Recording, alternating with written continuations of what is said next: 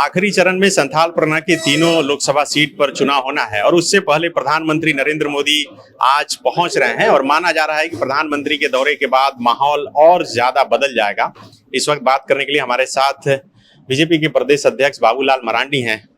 Sir, आप लोग बहुत मेहनत कर रहे हैं, शुरू से फोकस इलाका रहा है आपका संथाल परगना। अभी प्रधानमंत्री का भी दौरा हो रहा है और इसके 2-3 दिन बाद फिर चुनाव होना है। इस बार कितने आश्वस्त हैं? पिछली बार 3 में 2 जीते थे, इस बार क्या लक्ष्य है और क्या माहौल देख पा रहे हैं? देखिए, पिछले बार 3 लोकसभा में से 2 लोकसभा सीट भारतीय जनता पार्टी जीती है और इस बार संथाल परगना के तीनों लोकसभा सीट जीतेंगे और उसके लिए तमाम कार्यकर्ता युद्ध स्तर पर काम में लगे हुए हैं।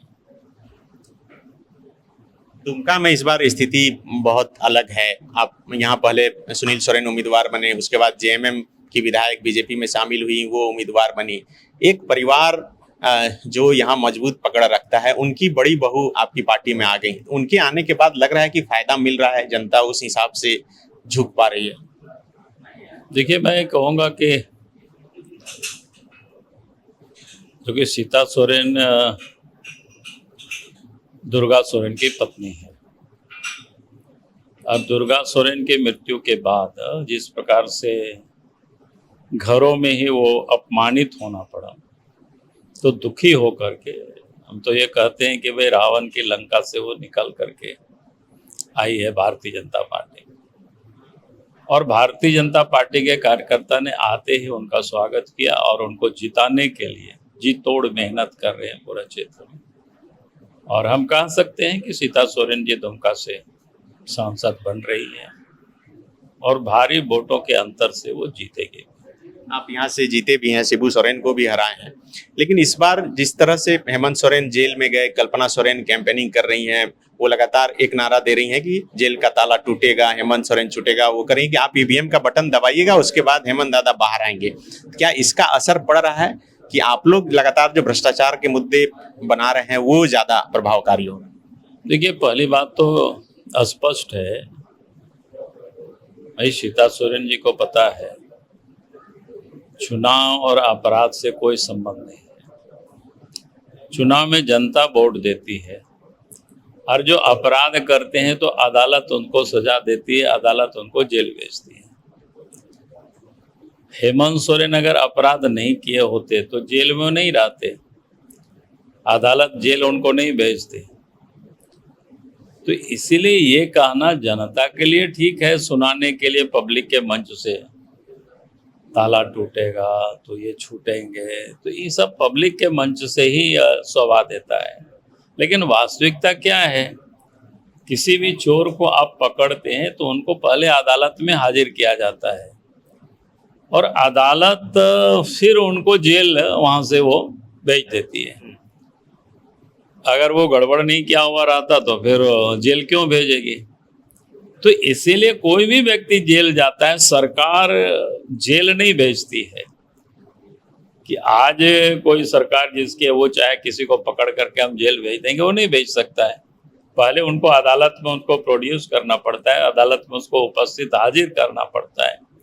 फिर अदालत देखता है कि जो थाना में एफआईआर हुआ है कि वो सही है कि गलत है। तो इसीलिए ये कहना जनता के लिए नारा देना अच्छी बात है, उनको भी बढ़िया से पता है। तो हेमंत सोरेन ने जो किया है, जो गड़बड़ किया है, जो पाप किया है, उसका सजा तो उनको भुगतना ही पड़ेगा और भुगत रहा है वो। राजमहल सीट को लेकर कितने आश्वस्त हैं? इस बार लोबिन हेम्ब्रम भी खड़े हुए हैं, माना जा रहा है कि मामला त्रिकोणीय हो गया है। अब देखिए, त्रिकोणीय हो चतुष्कोणीय हो, विषय वो नहीं है। विषय है भारतीय जनता पार्टी अपने चुनाव जीतने के लिए लड़ाई लड़ रही है और राजमहल लोकसभा सीट पहले भी भारतीय जनता पार्टी जीतते रही है। इसलिए कोई ऐसा नहीं है कि हम कोई नया हमारे लिए क्षेत्र है, ऐसा कुछ भी नहीं है। और इस बार जीतेंगे। पिछले बार थोड़ी वोटों से पीछे रह गए, तो इस बार उसको पूरा करेंगे। गोड्डा में कहा जा रहा है कि लड़ाई बहुत मजबूत है। कल आप प्रदीप यादव जहां से विधायक हैं पोड़ैयाहाट, वहां भी गए। आप बोले कि मैंने जितना काम नहीं कर सका उतना निशिकांत दुबे काम किए। तो लग रहा है कि विकास के नाम पर वहां की जनता वोट करेगी या और कोई मुद्दे हैं? नहीं, निश्चित रूप से विकास के मुद्दे पर लोग वोट करेंगे। और अगर आप देखें उस क्षेत्र में, जो मैंने कुछ भी हम सार्वजनिक मंच से मैंने कहा कि आज आप देखें गोड्डा तक रेल लाइन पहुंचना, ये कल्पना से परे था। कोई उम्मीद नहीं करते थे कि इतना जल्दी गोड्डा रेल लाइन से जुड़ जाएगी। और उसके बाद देखें गोड्डा से अनगिनत ट्रेनें छोटे जगहों से चलवा दी उस व्यक्ति ने। सड़क भी आप देखेंगे जो देवघर से गोड्डा की ओर जाती है, वो भी हंसडिया से हम देखे, कल हम आ रहे थे उधर से, बहुत दिन के बाद उधर से आ रहे 4 लेन बन रहा है। देख रहे थे कि सड़कें भी एकदम चौड़ी सड़कें बन रही हैं। और उसके बाद देवघर में एम्स, देवघर में हवाई अड्डा, तो ऐसे अनेकों काम है। तो उसको जब देखते हैं तो हम लोगों से कहते हैं यार हम भी मुख्यमंत्री रहे हैं, हम भी मंत्री रहे हैं भारत सरकार में, लेकिन उतना काम हम नहीं ला सके जितना इन्होंने एक साधारण एमपी रह करके, कोई मंत्री भी नहीं, और उन्होंने उस क्षेत्र में काम किया है। वो बिल्कुल दिखता है। अब उसको बोलने में मेरे जैसा व्यक्ति तो कोई गुरेज नहीं करता है। बिल्कुल, ये बाबूलाल मरांडी थे, दो इस बार संथाल परगना की तीनों सीट पर दावा कर रहे हैं। शुक्रिया। बायोम मेडिकल प्रिपरेशन का एकमात्र संस्थान जहां है complete digital classrooms, individual doubt counters, video lectures, student tracking system, library facility, 100% result oriented rankers batch, study package and class notes in PDF।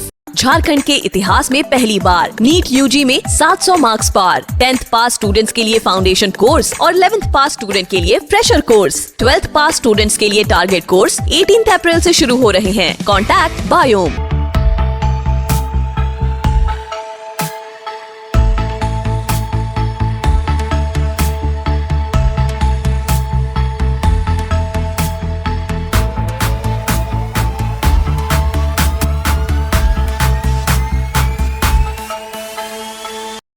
thefollowup.in.